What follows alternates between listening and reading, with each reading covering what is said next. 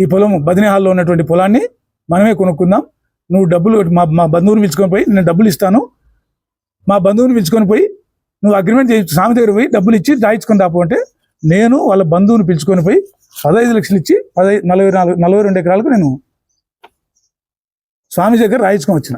స్వామి స్వహస్తాలు, స్వామి సంతకము, స్వామి శ్రీలు. నేను అక్రమంగా సంపాదించుకునేవాడిని అయితే సాయి ప్రసాద్కి నేను ఎందుకు రిజిస్టర్ చేయించలేకపోయినా? రిజిస్టర్ చేసే అధికారమే నాకుంటే, రిజిస్టర్ చేసే శక్తి నాకుంటే, నేను రిజిస్టర్ చేస్తే పొలాలు చెల్లుతాయి అనుకుంటే సాయి ప్రసాద్ రెడ్డి గారికి ఆయన అధికారం ఉన్నప్పుడు ఎవరికి చెప్పే పనులు లోపల నేను చేసేవాడిని కదా. ఆ అమౌంట్ దాపు 2 కోట్లు వచ్చేది కదా నాకు, నేను తినేవాడిని కదా సాయి ప్రసాద్ రెడ్డి గారి దగ్గర. మరి నా దగ్గర రిజిస్టర్ చేసే శక్తి నేను చెల్లదనే కదా ఊరుకున్నాను, స్వామీజీ అగ్రిమెంట్ చేసుకొచ్చిన. మరి ఈయన కూడా హంపి పొలాలు అమ్ముకున్నాడు పోయినాడని సాయి ప్రసాద్ రెడ్డి గారు చెప్తున్నారు. నేను హంపి పొలాలు అమ్ముకుంటే నీ పొలాన్ని నేను ఎందుకు రిజిస్టర్ చేయలేకపోయినాను? నేను మరి నువ్వు ఎందుకు రిజిస్టర్ చేసుకోలేకపోయినావు? నేను చేస్తే చెల్లుతుంది అన్నప్పుడు కాలేదు. అగ్రిమెంట్ మీద ఉంది, అగ్రిమెంట్ మీద ఉంది. ఇది ఒరిజినల్ డాక్యుమెంట్, ఇది ఒరిజినల్ డాక్యుమెంట్. మరి సాయి ప్రసాద్ దగ్గర ఉండాలి కదా, నీ దగ్గరికి ఎందుకు వచ్చినాయని మీరు అడగచ్చు. అడిగితే నేను బీజేపీ పార్టీలో చేరేటప్పుడు సాయి ప్రసాద్ రెడ్డి గారు ఏం చెప్పినారంటే, అది రిజిస్టర్ కాలేదు, నువ్వేమో నా దగ్గరకుండా పోతున్నావు, నా డబ్బులు నాకు కట్టిపో, ముందు నా 15 లక్షలు కట్టి నీ ఇష్టం వచ్చి పో అంటే 15 లక్షల రూపాయలు నేను చేతించి, ఇది మామూలుగా యాక్చువల్గా స్వామి కట్టాలా. స్వామీజీతో మాట్లాడదాం, స్వామీజీ ఒక డేట్ చెప్తాడు, ఆ డేట్ వరకు ఉందామంటే కూడా ఇవనుకుంటే నేను నా ఇంట్లో డబ్బులు తీసుకొని పోయి ఈ 15 లక్షల రూపాయలు కట్టి బయటకు వచ్చిన. ఆ భూమి మొదటి నుంచి ఎవరైతే రైతులు వేసుకుంటున్నారో ఆ రైతుల ఆధీనంలోనే ఉంది పొలం. అది దానికి స్వామీజీకే పోతున్నారు, గుత్తలు కట్టుకుంటున్నారు, చేసుకుంటున్నారు. ఈ 15 లక్షల రూపాయలు నా చేతి నుంచి కట్టా. నేను అమ్ముకొని అక్రమంగా సంపాదించుకున్న అయితే నా చేతి నుంచి డబ్బులు కట్టే అవసరమే ఉంది? మఠానికైతేనేమి, దేవాలయానికైతేనేమి, కైంకర్యాల కోసము జీవితకాలము డొనేట్ చేసిన భూముల్ని ఇలాంటి పీఠాధిపతులు ఇట్లా అమ్మడము, అగ్రిమెంట్లు చేయించడం ఎంతవరకు సమంజసం? అదే ఇప్పుడు ఏజెండా ఏంటంటే, మనకు తెలిసినంత వరకు ఏంటంటే మఠాలను సంరక్షించి ధూపదీప నైవేద్యాలు జరిపించడానికి దాతలు ఇచ్చినటువంటి పొలాలు అవి.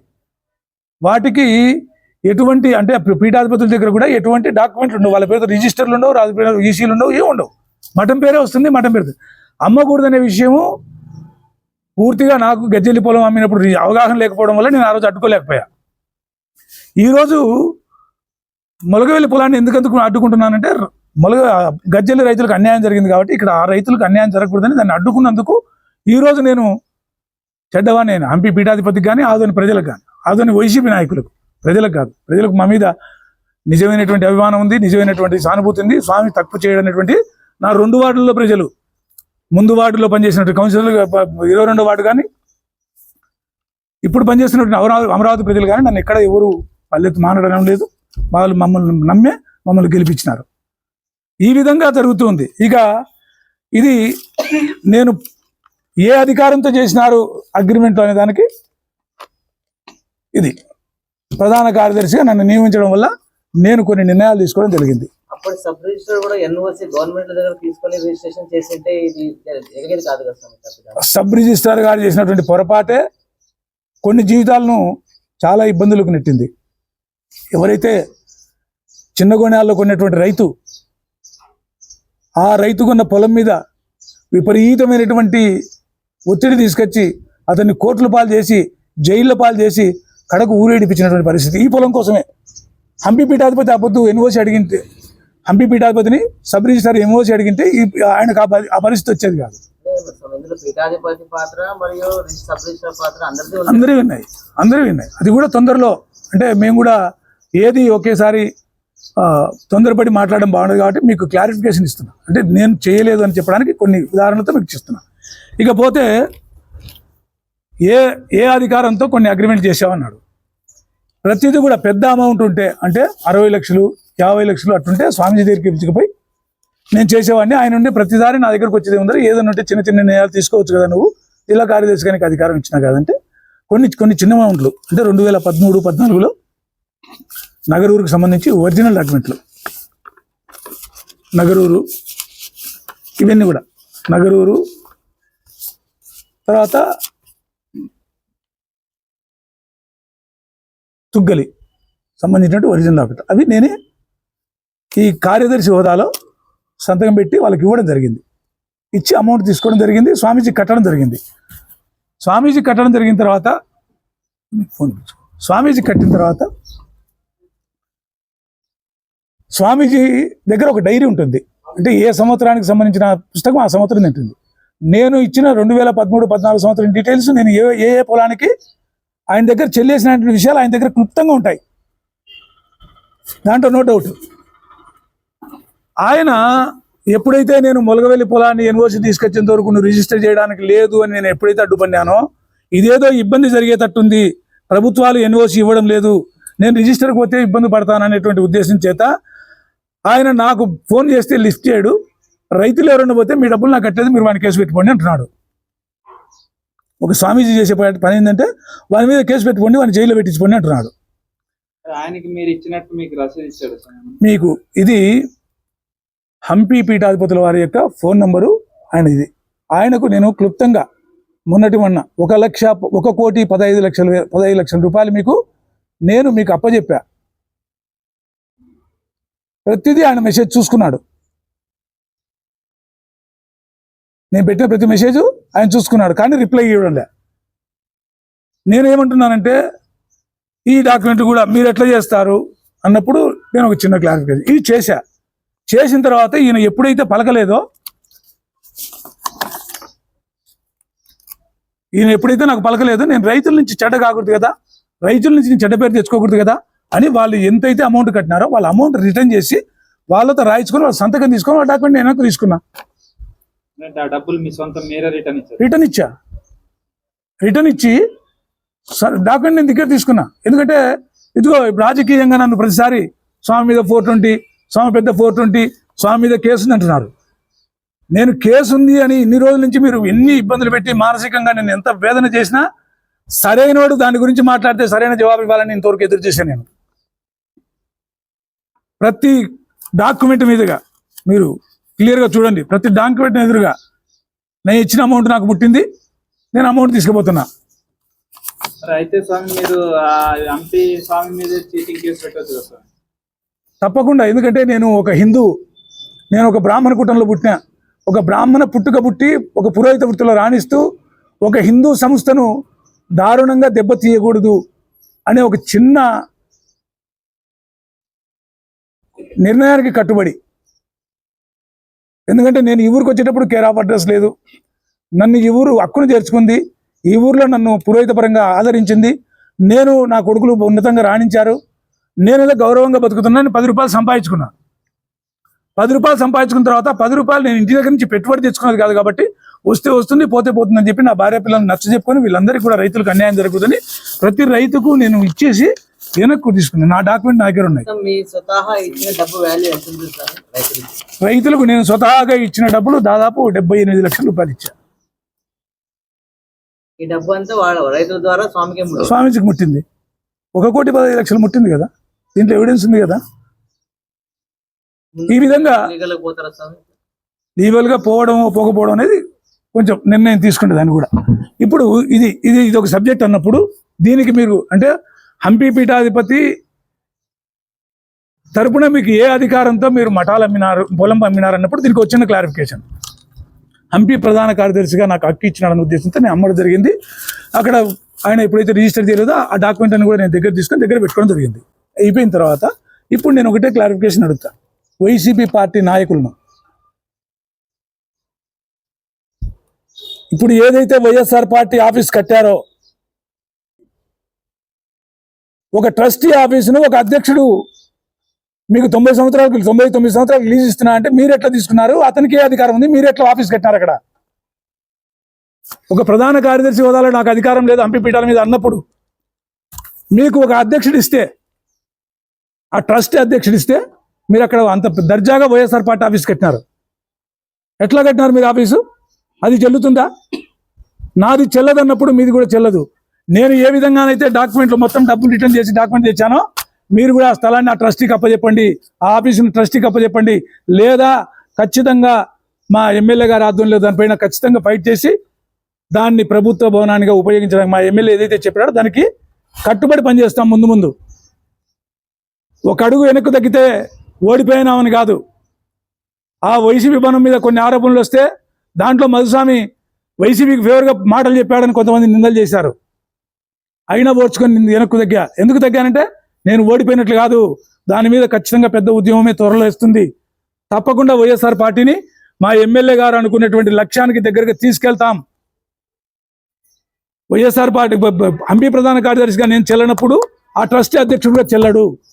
దానిపైన స్టే ఉందని విన్నా, మరి ఎంతవరకు స్టే ఉంటుంది? ఎన్ని రోజులు ఉంటుంది స్టే వేకేట్ చేయడానికి మేము కూడా వేస్తాం. వేకేట్ చేయమని కోరుతాం కోర్టులో.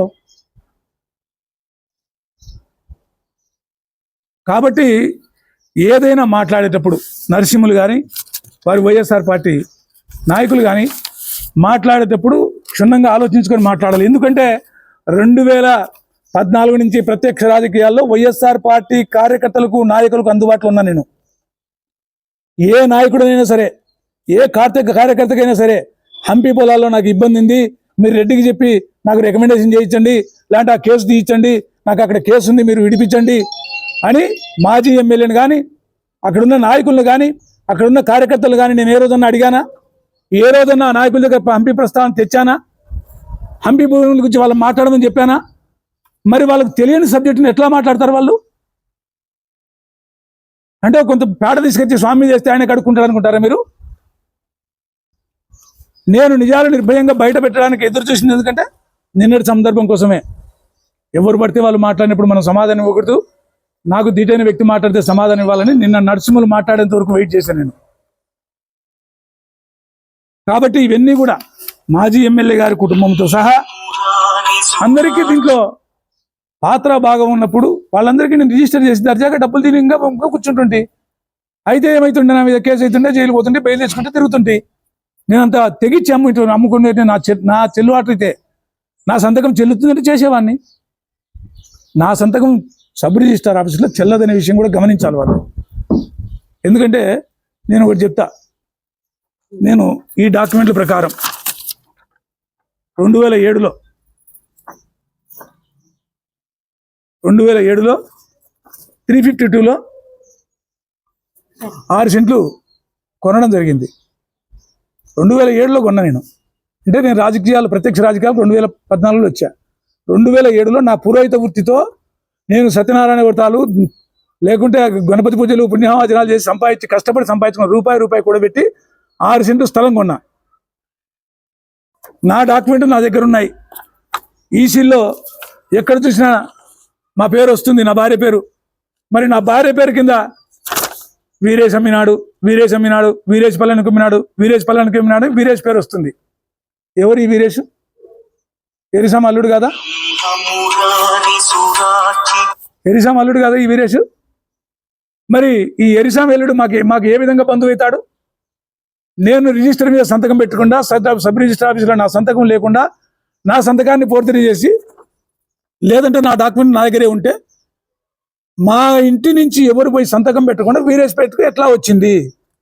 ఏదో మొన్న చెప్తున్నారు కబ్జాలంటే రవికిరణ్ సార్ చేసిన కబ్జా అంటున్నారు. రవికిరణ్ సారు నిన్న మొన్న చేశాడేమో. రవికిరణ్ సారు నిన్న మొన్న కబ్జా చేశాడని మీరు చెప్తున్నారు. అంతకంటే పెద్ద కబ్జా ఇవి. మా కుటుంబంలో పుట్టకుండా, మా వంశంలో పెరగకుండా, మా ఇంటి పేరు లేకుండా ఇతను ఈ వీరేష్ అనేటువంటి వ్యక్తి ఈ నా ఈసీలోకి ఎట్టు జరవన్నాడు? దీన్ని అంటారా కబ్జా? దాన్ని అంటారా కబ్జా? కాబట్టి ఏదైనా సరే అన్నీ ఉన్నాయి. లింక్ డాక్యుమెంట్లు ఉన్నాయి, జీరాక్స్లు ఉన్నాయి, మీకు అన్నీ కూడా ఇస్తాను నేను. ప్రతి ఈసీలో కూడా నా ఆస్తి పైన వీరేష్ వచ్చి వీరేష్ సంతకాలు చేసి 4-5 అమ్మినాడు. మరి కబ్జా ఏది? అది కబ్జా కాదా? నా పొలాన్ని చేసి నా పేరుతో ఉన్నటువంటి పొలాన్ని వీరేష్ అమ్మితే అది కబ్జా కాదా? ఈసీలో ప్రతిరోజు ఫస్ట్ పేరు మాదే వస్తుంది. మేము పొలాన్ని అతనికి అమ్మింటే వీరేష్ అనే వ్యక్తి ఎందుకు వస్తాడు? నా డాక్యుమెంట్లు నా దగ్గరే ఉన్నాయి, సబ్ రిజిస్టర్లో మీరు వెరిఫై చేసుకోవచ్చు. ఇప్పుడు కూడా నా భార్య ఫోటో చూపిస్తుంది. కాబట్టి ఈ కబ్జాలు చేసినటువంటి వ్యవహారం మొదలుపెట్టిండేదే వైఎస్ఆర్ పార్టీ. ఆ కబ్జాలు మొదలైండేదే వైఎస్ఆర్ పార్టీతో. ఇకపోతే చాలా మంది చెప్తున్నారు ఆదోన్లో బీజేపీకి ముస్లింలు వ్యతిరేకత, ముస్లింలంతా మనకు ఓట్లు ఇస్తారు కాబట్టి గెలుస్తారు. ముస్లింలు ఎందుకు వ్యతిరేకత అవుతారే? ఆదోన్లో కబ్జాలు జరిగిందేదే దాదాపు 30% ముస్లిం ఆస్తులే కబ్జా అయినాయి. ఎలక్షన్ల ముందర మీడియా ముందుకు వచ్చిందే ముస్లింలు, మా ఆస్తి కబ్జా అయింది, మా ఆస్తి కబ్జా అయింది, మా ఆస్తి కబ్జా అయిందని.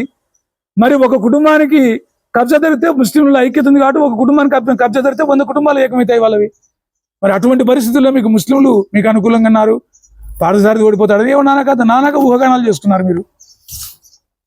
అన్ని కులాలు కూడా, ఎస్సీ ఎస్టీ మైనారిటీ పేద ధనిక వర్గాలు అన్నీ కూడా మీరు చేసినటువంటి కబ్జాలు అరాచకాల వల్ల, మీ అనుచరులు చేసినటువంటి అరాచకాల వల్ల, మీకు తెలుసో తెలియదో మాకు తెలియదు కానీ మీ అనుచరులు అయితే విపరీతంగా సంపాదించుకోవడం వల్ల మీకు ఓటమి ఎదురైంది. ఇప్పుడైనా ఓటమిని సమీక్షించుకోండి మీరు, అంతే తప్ప ప్రెస్ మీట్లు పెట్టించి మీరు మధుస్వామి మీద మాట్లాడింది లేదంటే లలితమ్మ నోరు ఇచ్చండి కౌన్సిలర్, నా భార్య చేసిన తప్పేంటి? మాకు మా హక్కుల కోసం 3 సంవత్సరాల పాటు మేము కౌన్సిలర్గా గెలిచిన తర్వాత 3 సంవత్సరాల పాటు మా వార్డులోకి పోనీయకపోతే మేము బాధపడి పార్టీ మారాం. పార్టీ మారేటప్పుడు కూడా ఒకటి చెప్పే వచ్చాం, మీరు కావాలంటే మీరు మళ్ళీ నెక్స్ట్ ప్రెస్ మీట్కి పోయినప్పుడు సాయిప్రసాద్ రెడ్డి గారిని అడగండి. నేను హైదరాబాద్లో సాయిప్రసాద్ రెడ్డి గారు మనోజ్ రెడ్డి గారు కూర్చొని ఉంటే వాళ్ళ ఇంటికి వెళ్ళి పార్టీ మారే ముందు రోజు వాళ్ళ ఇంటికి వెళ్ళి వాళ్ళ దగ్గర కూర్చొని మీ వల్ల మాకు ఇది అన్యాయం జరిగింది, మీ వల్ల నాకు ఇబ్బంది జరిగింది కాబట్టి నేను పార్టీ మారుతున్నానని చెప్పి వచ్చాను. నేను మీరు మాకు న్యాయం చేయలేకపోయినారు చెప్పి వచ్చినానే, చెప్పి వచ్చి మరుసటి రోజు పార్టీ తోటి బీజేపీ నాయకులకు నమస్కారాలు తెలియజేసుకుంటూ ఈరోజు నిన్నటి రోజున వైఎస్ఆర్ పార్టీకి చెందినటువంటి కౌన్సిలర్లు, వైస్ చైర్మన్ ఒక సబ్జెక్టు మీద మాట్లాడారు. ఆ సబ్జెక్టుకు ఎందుకంటే ప్రతిసారి నంద్యాలలో మధుస్వామి మీద 420 కేసు ఉంది. మధుస్వామి 420, మధుస్వామి చేసింది అక్రమం, మధుస్వామికి అధికారం ఎక్కడుంది, మధుస్వామి హంపి పొలాలకు మధుస్వామికి ఏం అధికారం ఉంది అనేది వాళ్ళ వాదన. నేను కూడా చాలా రోజుల నుంచి ఎదురు చూస్తున్నాను, ఎందుకంటే నేను ఏ పార్టీలో అయితే బయట ఇచ్చానో ఆ పార్టీ వాళ్ళు నన్ను ప్రశ్నిస్తే నేను జవాబు చెప్పాలని ఎదురు చూస్తున్నాను. ఎందుకంటే అది వాళ్ళకే సమాధానం చెప్తే కరెక్ట్ అనమాట. ఎందుకు అంటే నేను 2011లో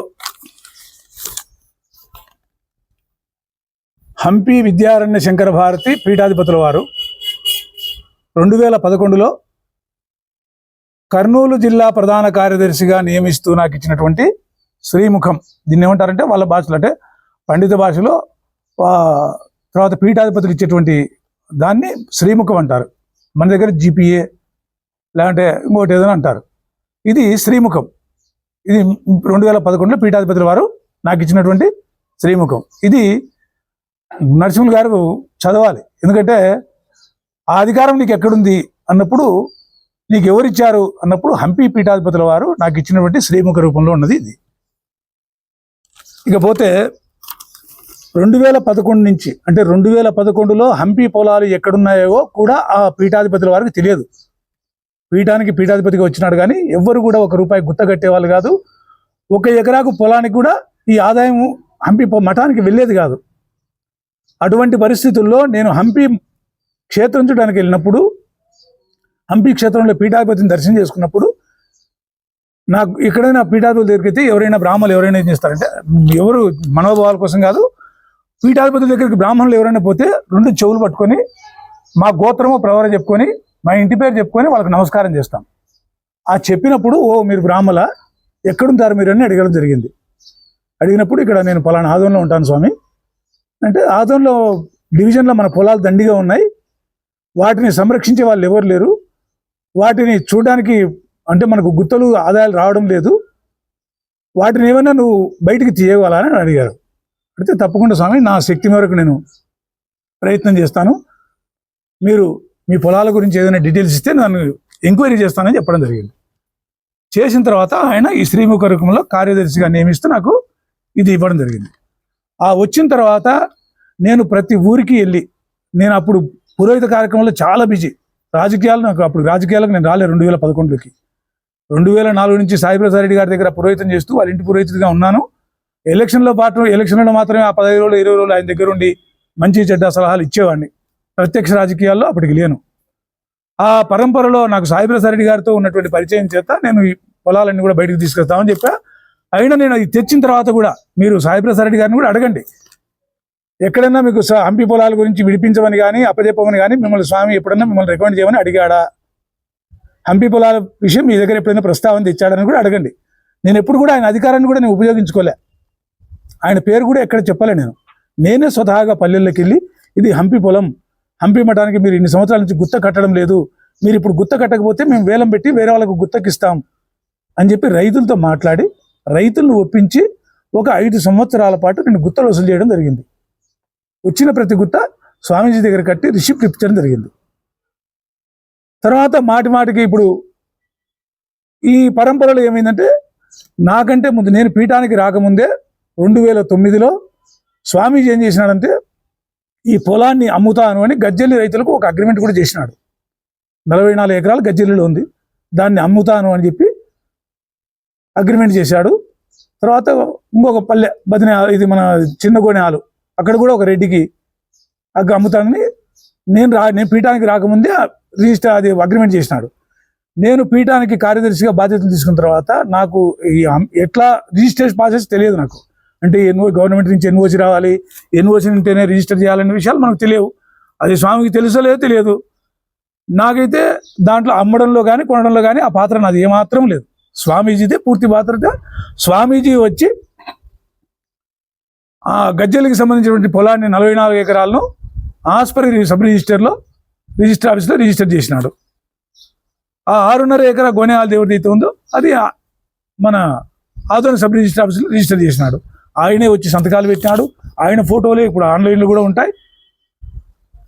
అయిన తర్వాత నేను కూడా స్వామీజీకి ఒక ఆలోచన చెప్పా. స్వామి, ప్రతి సంవత్సరం నేను నా పనులు వదులుకునే గుత్తల కోసం పోవడం, వాళ్ళు పండిందని కొంత ఇవ్వడం, పండలేదని కొంత ఇవ్వడం, ఒక సంవత్సరం ఎక్కువ ఇస్తారు, ఒక సంవత్సరం తక్కువ ఇస్తారు. దీనికంటే కూడా మీరు ఎట్లా అమ్ముతున్నారు కదా పొలాలు, అవి రైతులకు అమ్మితే ఉపయోగం ఉంటుందేమో, వాళ్ళకు బాగుంటుంది, మీకు ఏమైనా గుత్తలు మాటికి వసూలు చేసే పని లేకుండా సరిపోతుంది కదా అని చెప్పడం జరిగింది. అవును, ఈ ఆలోచన బాగుంది, మరి రైతులతో చేద్దామని చెప్పాడు. ఆ మాట్లాడిన పరంపరలో ముందు మొలగవెల్లి దాన్ని తీసుకున్నాం. మొలగవెల్లి రైతులకు చెప్పాం, అయ్యా ఇట్లా మన గజ్జెల్లిది గోనెహాల్ది రిజిస్టర్ అయిపోయినాయి, మీరు కూడా ఏమైనా పొలం కొనుక్కుంటే కొనుక్కోండి, స్వామీజీ అమ్ముతాడంట అని చెప్పాం. సరే, స్వామీజీ పిలుచుకుపోయినాం. స్వామీజీ ఎదురుగానే వాళ్ళే మాట్లాడినారు. స్వామీజీకే 66 లక్షల రూపాయలు, ఎంత 66 లక్షల రూపాయల డబ్బులు వాళ్ళు గజ్జెల్లి వాళ్ళు పే చేయడం జరిగింది. 66 లక్షల రూపాయలు తనకు ముట్టినట్టు ఆయనే ఒక డాక్యుమెంట్, అంటే ఆయన దాని పైన 66 లక్షల రూపాయలు నాకు ముట్టినవి, నేను రిజిస్టర్ చేయించగలవాడను అని చెప్పి ఆయన పేపర్లు రాయడం జరిగింది. రాసి ఇచ్చినాడు. రాసి ఇచ్చిన తరువాత గజ్జెల్లి వాళ్ళు నా దగ్గరికి వచ్చారు. ఆ స్వామి వచ్చి మాకు రిజిస్టర్ చేసిపోయినాడు, మాకు బ్యాంకుల్లో లోన్లు రావడం లేదు, పొలాలు ఊరికే మా పేరుతో ఉన్నాయి కానీ అవి మాకు చెల్లుబాటు కావడం లేదని నా దగ్గరికి వచ్చినారు. అప్పుడు నాకు విషయం అర్థమైంది. ఎందుకు ఇవ్వడం లేదంటే, లేదు, ఆంధ్రప్రదేశ్ గవర్నమెంట్ నుంచి ఒక ఎన్ఓసి, కర్ణాటకకు సంబంధించి ఒక ఎన్ఓసి, అంటే నో అబ్జెక్షన్ సపరేట్, మాకు మీరు అమ్ముకోవడంలో మాకు ఎటువంటి అభ్యంతరం లేదని సర్టిఫికెట్లు కావాలంట. ఆ సర్టిఫికెట్లు వస్తేనే బ్యాంకుల్లో లోన్ పుడతాయంటే మా పేరుకు వాల్యూ ఉంటుందంట అని చెప్పేది. అప్పుడు ఆ మొలగవెల్లి పొలాన్ని నిలబెట్టాం. అప్పటి నుంచి కూడా మీరు ఎన్ఓసి తీసుకొస్తే రిజిస్టర్ చేద్దాం, లేకుంటే లేదు, రేపొద్దున నాకు కూడా రైతులు ఇబ్బంది పెడతారు, కాబట్టి మీరు 66 లక్షలు కట్టినది వాళ్ళ దగ్గరే ఉంది, పొలం మీ దగ్గర ఉంది, పొలం వాళ్ళ హ్యాండ్ ఓవర్లో ఉంది, మీరు ఎన్ఓసి తీసుకొచ్చే వరకు ఆ పొలం వాళ్ళు వేసుకుని ఉంటారు, మీరు ఎన్ఓసి తెచ్చి రిజిస్టర్ చేయండి అని చెప్పి గట్టి కూర్చోవడం జరిగింది. ఆ గట్టి కూర్చోడిన పర్యపరలో నాకు రైతుల నుంచి ప్రెజర్ ఎక్కువైనప్పుడు, ఆమె 66 లక్షలు కట్టినాం, మాకు ఎప్పుడు రిజిస్టర్ చేస్తారని రైతులు నా దగ్గరికి వస్తారు. ఎందుకంటే ఆ రోజు పిలుచుకుపోయింది నేను, మాట్లాడించింది నేను కాబట్టి ఆ ఒత్తిడి తట్టుకోలేక నేను స్వామీజీతో గట్టిగా మాట్లాడడం జరిగింది. మాట్లాడిన తర్వాత ఆయన నన్ను అవాయిడ్ చేస్తున్నాడు, అంటే దూరం పెడుతున్నాడు.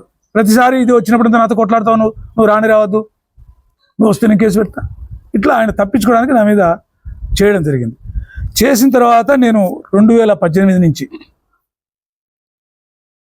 18 ఎండింగ్ డిసెంబర్ లేదా జనవరి నుంచి నేను 2019 జనవరి నుంచి నేను మఠానికి పోవడం తగ్గించిన తర్వాత కొంతమంది విలేకరుల రూపంలో వాళ్ళు వీళ్ళు పోయేది, మధుస్వామి ఆడ అక్రమం చేసినాడు, ఈడ అక్రమం చేసినాడు, ఈడ డాక్యుమెంట్ చేసినాడు, ఆడ డాక్యుమెంట్ చేసినాడు, ఆడ అగ్రిమెంట్ చేసినాడు, ఈడ అగ్రిమెంట్ చేసినాడు, స్వామి ఇన్ని కోట్లు తిన్నాడు, అన్ని కోట్లు తిన్నాడు అంటున్నాడు. ఆదోని డివిజన్లో ఉన్న పొలమే 216 ఎకరాలు. 216 ఎకరాలు స్వామీజీ అమ్మిన రేటు ప్రకారం అమ్మితే కూడా ఎకరా 2 లక్షలు పోతుంది. వస్తే 4 కోట్లు వస్తుంది. మొత్తం ఎంత రిజిస్టర్ చేస్తే 4 కోట్లు వస్తుంది. 4 కోట్లకు అగ్రిమెంట్ చేస్తే ఎంత వస్తారు? అగ్రిమెంట్ మనం ఎంత చేస్తాం? 1/4 చేస్తాం.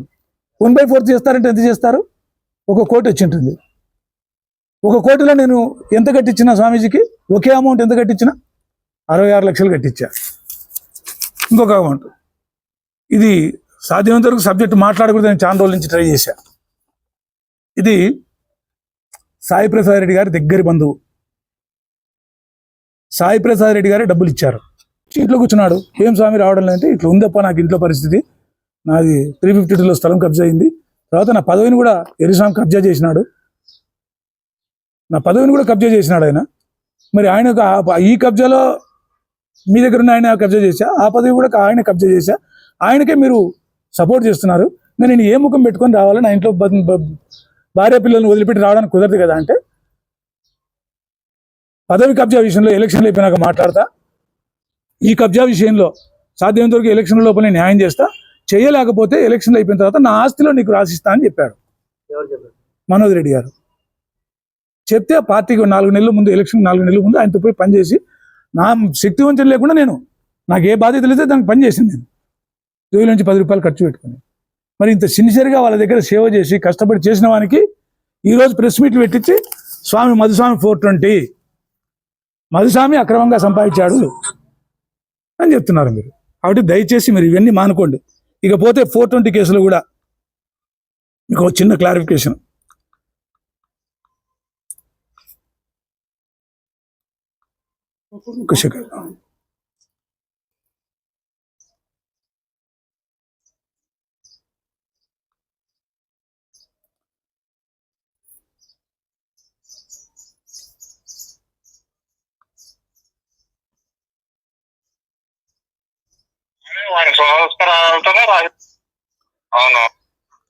ఈ వ్యక్తి పులివెందుల్లో ఉంటాడు. పులివెందులు ఉంటూ ఒక ప్రొఫెసర్. ఆయనకు నంద్యాల తాలూకాలో వాళ్ళ సొంత ఊరు. ఆ సొంత ఊరిలో ఒక 6.5 ఎకరా పొలం ఉంది. ఆ పొలాన్ని ఒక వ్యక్తి, మన ఆదోనికి సంబంధించిన వ్యక్తి, ఎందుకంటే అది కోర్టులో కేసు ఉంది కాబట్టి ఆయన పేరు నేను ప్రస్తావించడానికి రాదు పదే. ఆ వ్యక్తి నాకు తెలియకుండా నా సంతకాన్ని పోర్తిరి చేసి 6.5 ఎకరం పొలం అమ్మి 13 లక్షల రూపాయలు డబ్బులు తెచ్చుకున్నాడు. అది రెండో ముద్దాయిగా నా పేరుంది. ఎందుకుంది అంటే, ఆ వ్యక్తిని పోలీసు వాళ్ళు తీసుకుపోయి వాళ్ళ రీతిలో విచారణ చేసినప్పుడు ఆ బాధ తట్టుకోలేకనో మాకేం తెలియదు. మొత్తం మీద అతను ఏం చేసినా అంటే, నేను డబ్బులు తీసుకున్నా, నేను ఒక్కనే వాడుకోలేదు, మధుస్వామికి ఇచ్చిన, మధుస్వామితో పాటు మా అక్క మొగను కూడా ఇచ్చినాడు, వాళ్ళ అక్క మొగను కూడా ఇరికిచ్చినాడు. ఇరికిస్తే రెండో ముద్దాయిగా నా పేరుంది. దాన్ని ఏదో నేనే కబ్జా చేసిన, నేనే అమ్ముకున్నానని, ఆ కేసులో నేను జైల్లో ఉన్నానని, జైల్లో ఉండి బెయిల్ తెచ్చుకున్నానని నేను జైల్లో 1 రోజు 1 గంట కూడా నేను జైల్లో లేను. పోలీస్ స్టేషన్లో కూడా పూచిగా సంతకం పెట్టడానికి 10 నిమిషాలు 1 టౌన్కి వెళ్ళా ఈ 10 సంవత్సరాల వ్యవధిలో. మరి ఈ వైసీపీ నాయకులకు కానీ మాజీ ఎమ్మెల్యే కానీ తెలియదా 2016లో మధుస్వామికి కేసు అయింది, జైల్లో ఎఫ్ఐఆర్ ఉందని తెలియదా? మరి ఆ రోజు నుంచి మీరు ఎందుకు పార్టీలు పెట్టుకున్నారు నన్ను? నేను నిజమైన తప్పు చేసినైతే, నేను నిజమైన తప్పు చేశాను మీరు నమ్మితే, ఈ రోజు ప్రచారం చేసేవాళ్ళు ఆ రోజు నన్ను ఎందుకు పార్టీలు పెట్టుకున్నారు? మీరు ఆ రోజు పార్టీలు మీరు ఎందుకు సస్పెండ్ చేయలేకపోయారు నన్ను? నువ్వు అక్రమాలు చేసినావు, నువ్వు తప్పుడోనివి, నువ్వు 420 కానివి, నిన్ను పార్టీలను సస్పెండ్ చేస్తున్నావు, ఎందుకు చేయలేకపోయినారు మీరు? మీరు ఆ రోజు నమ్మినారు, స్వామి తప్పు చేసినారు మీరు నమ్మినారు కాబట్టి నన్ను పార్టీలు పెట్టుకున్నారు. ఈరోజు పార్టీ నుంచి బయటకు వచ్చిన తర్వాత నాకు మీద నిందలేస్తారా మీరు? ఆ పార్టీ కూడా మీకు కూడా చిన్న క్లారిఫికేషన్ ఇప్పిస్తా. వాడు రావడం వాని మాట నేను పలకడం కాదు, నా డబ్బులు నా చేతికి ఇచ్చిండ్రో, నేను అగ్రిమెంట్ రాసిండ్రో, నాకు తృప్తి ఇచ్చినామని తృప్తినే ఉంటుంది కదా. మధ్యలో నా పేరు ఎదికి ఇచ్చినారు, వాడేమో మీ పేరు ఎందుకు ఇరికిస్తామండి? అసలు వాడు ఎట్లా వచ్చినా అనేది ఒకసారి ట్రాక్ చేయండి. ఏది మనకి రాఘవేంద్ర అనేటోడు వాడు వచ్చినాడు కానీ వాడే వాడి స్వస్థరాలతోనే రాసిచ్చినాడు. ఏమంటే రాసిచ్చినాడు, నాకు మధుసూదన్ శర్మ గారు పంపించినారు, మధుసూదన్ గారు చేసినట్టు రాసినాడని మీకు పంచనామాలు ఉంటారు కదా, చదవండి. అదే ఉంది అంటే నేనైతే మీ దగ్గరికి రాలేదు, మీ దగ్గర డబ్బులు తీసుకోలేదు కదా. ఇప్పుడేమో మా ఆధార్లో రాజకీయానికి దాన్ని వాడుకుంటున్నారు. నేనేం చేయాలి ఇప్పుడు? మధ్య నీ దానికోసం నేను తలైనా కదా, నా డబ్బేమో పోయింది కదా. నీ డబ్బు పోయింది కానీ ఊరికే వాడు రావడం, వారి మాట నమ్మడం, లేకపోతే మధుసూదన్ శర్మ పిలుచుకోమని చెప్పినాడు కాదు మీరు. డబ్బులు ఇచ్చేటప్పుడు చెప్తున్నా కదా, ఆ రోజు చేసినవాడు విధవ పనికి ఆ కారుకి మీ యొక్క మఠాన్ని సింబల్ వేసుకోవడము, ఒక డ్రైవర్ తెల్లగానే కట్టించుకోవడము, స్వామిని ఒక పెద్ద మన దీంట్లో అర్థమవుతుందా?